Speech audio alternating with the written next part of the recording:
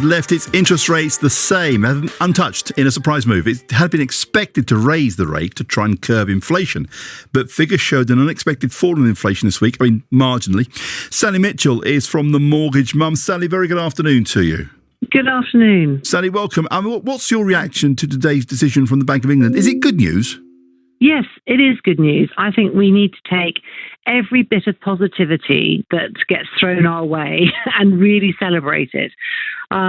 It's not super positive, but it's certainly not negative. And frankly, after 14 consecutive increases in the base rate, I'll take it. I think a respite, a little bit of a break for people is a good thing. I'm not going to argue with you. The decision was made by the narrowest of margins, though, 5 votes to 4. And I think that sort of changed quite significantly from yesterday. The experts, the economists, everyone was talking about, well, it's obvious that it's going to be an increase. It's going to be 5.5. And then we had the inflation figures. And as you so rightly said, it was good news by the narrowest of margins. But that was enough to make suddenly economists say, oh, gosh, it could be 50-50 on this. I'm on the fence. And then obviously 5 to 4, they voted for a non uplift in the base rate. So it's amazing how the two figures and the two indices are interlinked, because they have to be very careful to make sure that they don't overstimulate with using the base rate as a tool. And that can force the country into recession, which nobody wants. So Absolutely. It's a very fine balancing act. And I'm glad they've taken a breath.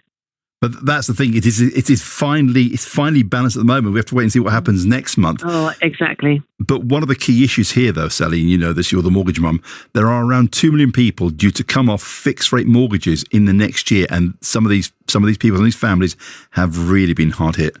Absolutely. We're dealing with people now, and I think we've only just started to see the tip of the iceberg, as you so rightly say, 2 million in the next, 15, 16 months. It's crazy. And those people are coming off historically low rates, ones, twos. And even if we can maintain this sort of leveling out of the base rate, they're still going to see their monthly payments jump by hundreds of pounds a month. And that's going to be very, very hard for most people to juggle and to meet. It's a very real problem. Have you seen examples of that, Sally? Because we've been hearing these stories, this sort of, the idea of mortgage rates jumping by hundreds of pounds. And at a time when every penny matters and we're all being squeezed and have been for so long, I don't know how people do it. No, well, there are a few tricks that you can do. So we're having to be very inventive with how we approach people's remortgaging, for example, or if they're looking to buy a new property from renting or first time buying, whatever. So basically, the longer the term you choose for your mortgage, then the lower your monthly rate. So lower your monthly payment. So if your rate has jumped up from 2.4 to 5.4%, and that means quite a few £100 extra per month, if you extend your term, if that's possible, from let's say 25 years to 30 or even 35 years, that can do a lot to redress that difference in payments per month. Obviously, you have to have the time on your side before retirement date to do that. And also, in some instances, people have been looking at swapping from capital repayment to interest only. That can lessen the load monthly. But all these things really have to be taken, into real advice from a broker, because there are not pitfalls, but there are negatives associated with all of them as well. Sally, thank you. Before you go, I shouldn't ask you, but I'm going to. Look into your crystal ball, Sally. Are you expecting the pain of high street interest rates to last for much longer? Yes.